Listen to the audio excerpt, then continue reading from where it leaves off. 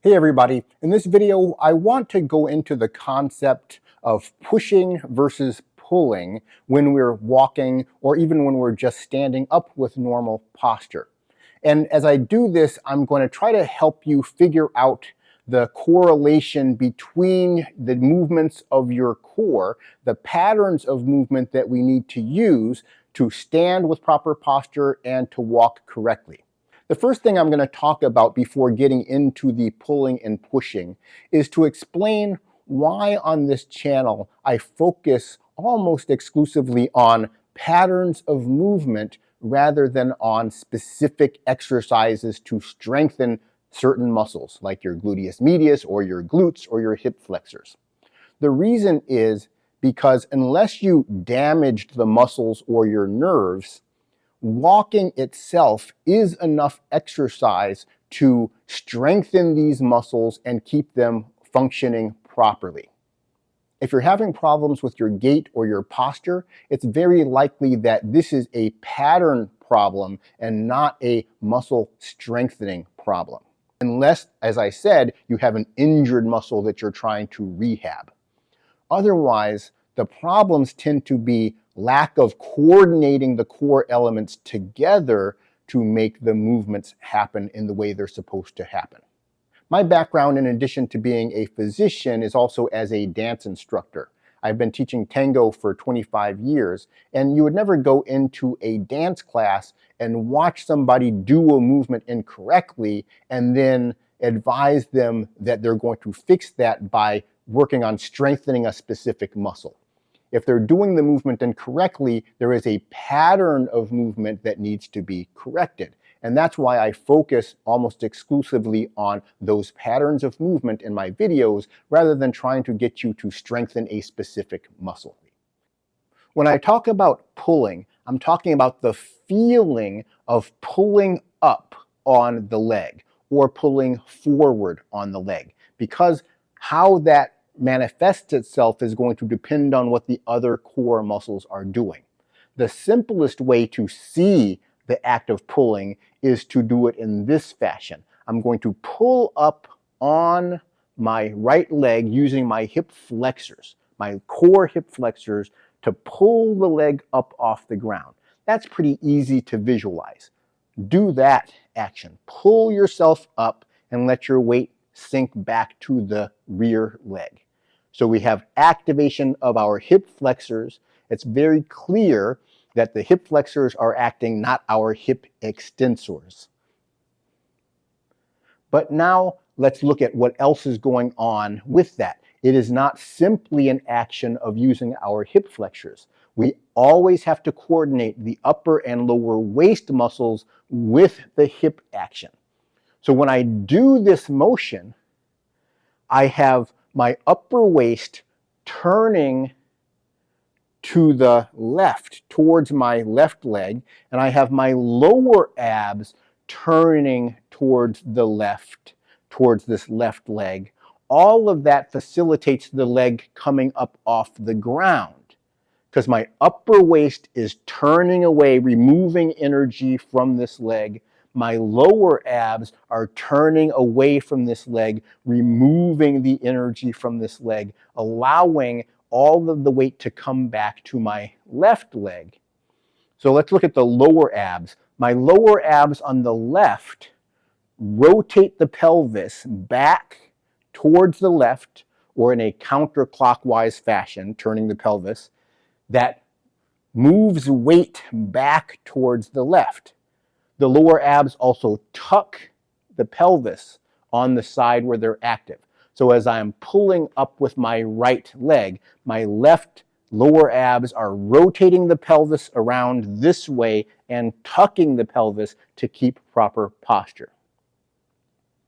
The upper abs are turning in the same direction. So my upper abs on the right turn back to the left to allow me to pull up my right leg. But what happens if we take our lower abs and instead of turning them back into the left, we turn them back into the right, using the right lower abs, which are going to rotate the pelvis in a clockwise fashion and tuck the pelvis on the right.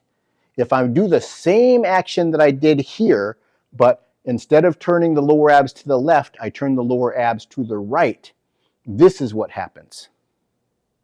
It takes me into the mid-swing portion of gait, where I can then place my heel down and continue to walk. So that is the feeling of pulling when we are walking. We're in this same position, the same feeling of pulling up from the hip, but when we do the pull while rooting the leg with the lower abs, the pull takes us to here.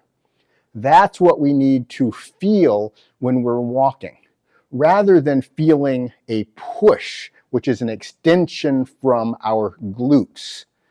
If I were to push from this position while I am doing the same action of the lower abs and upper abs, if I were to push from this position, that is what would happen.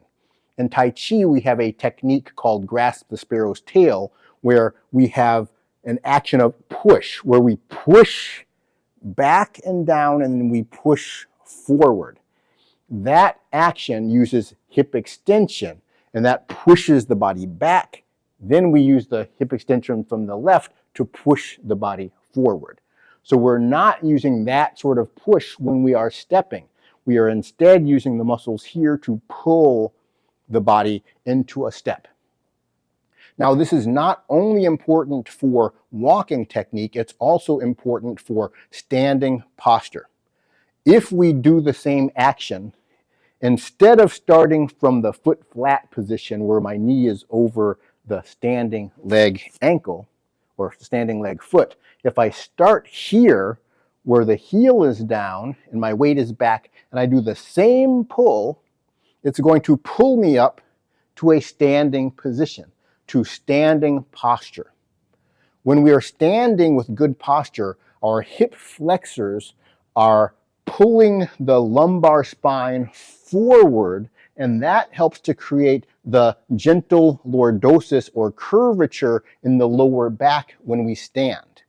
We're not using the glutes to push down against the ground when we're standing up. We're using our hip flexors pulling, and then we are using our lower abs to root the leg that we are standing on. That's what's going on with proper posture. So if people are trying to use their glutes to push when they're walking, they're also going to be trying to use their glutes incorrectly when they're standing. And that's going to lead to problems like anterior pelvic tilt, because instead of engaging the lower abs to keep the pelvis in a neutral position while pulling from the hip flexors, people push using the glutes and they end up disengaging the lower abs and end up with an overarched back with extended glutes here and improper posture. So the pulling action is essential for normal walking technique and for proper posture.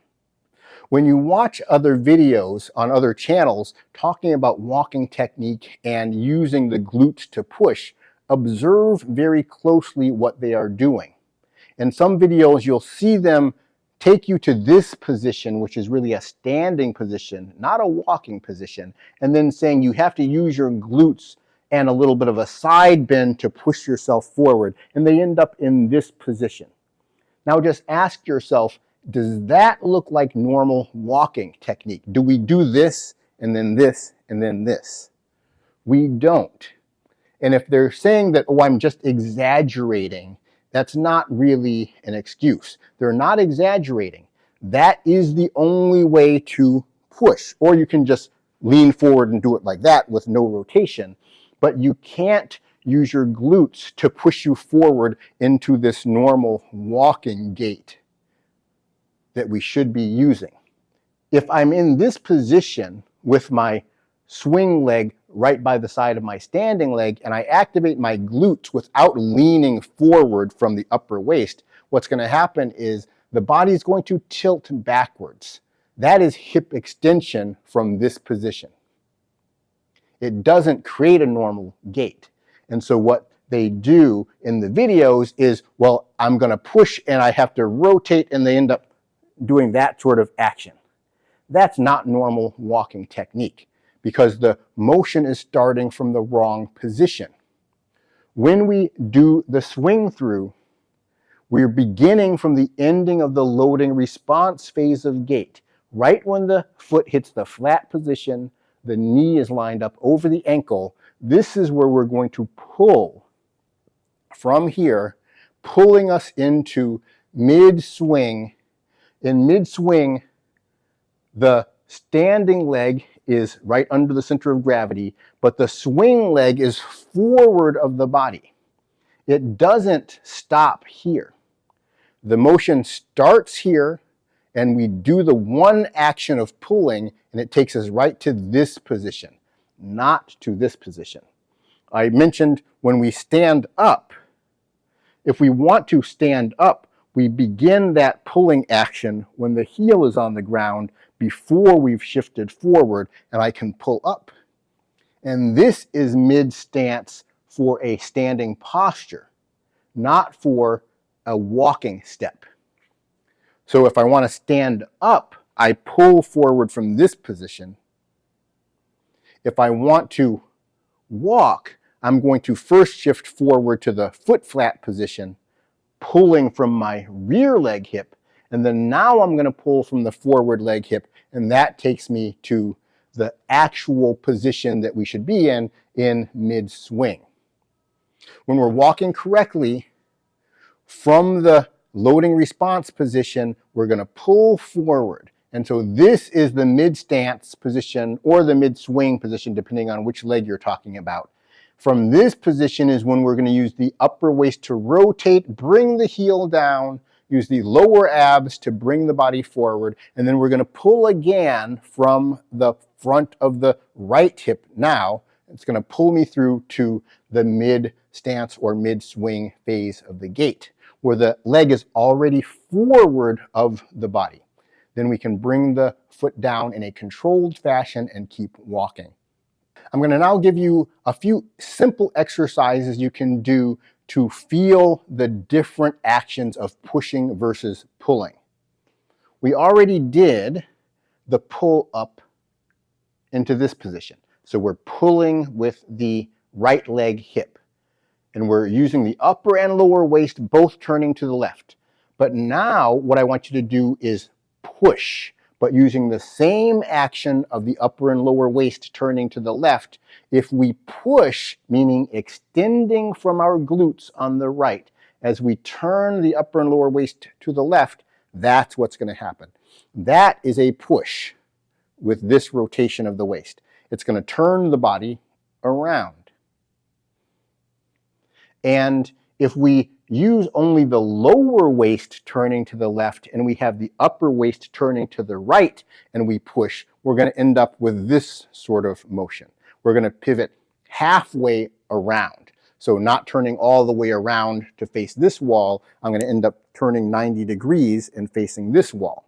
So that's what's happening when I extend from my glutes but turn the upper waist against that extension.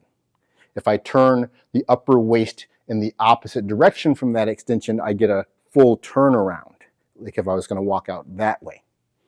So those are two actions that occur with hip extension. And then the third is if I turn the lower abs toward my right leg as I push, I end up with that sort of action. I'm turning the upper waist to the left, lower abs to the right. As I extend, that's a push. Right there, push. From the same position, we can either push with the glutes or we can pull with the hip flexors. And I think you will see that that creates a smooth, fluid motion of stepping that everybody can recognize is a normal step. When people are demonstrating and they're doing this sort of action in a demonstration, that's not normal stepping. And if they say they're just exaggerating for effect, don't believe that. You should be able to demonstrate a motion very slowly if you're doing it correctly.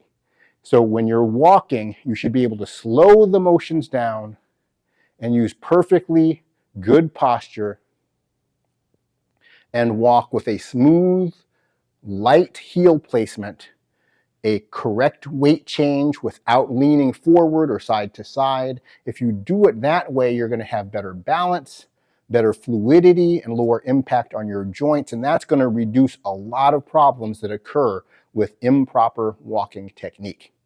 I hope you enjoyed the video. If you did, make sure to click the like button, subscribe to the channel, and check out all my other videos. I have tons of content to help you working on your walking technique and your posture and improving your overall coordination of your core muscles. And also let me know what other content I can produce for you to help you on your journey to more fluid, confident, and low impact walking. Have a great day.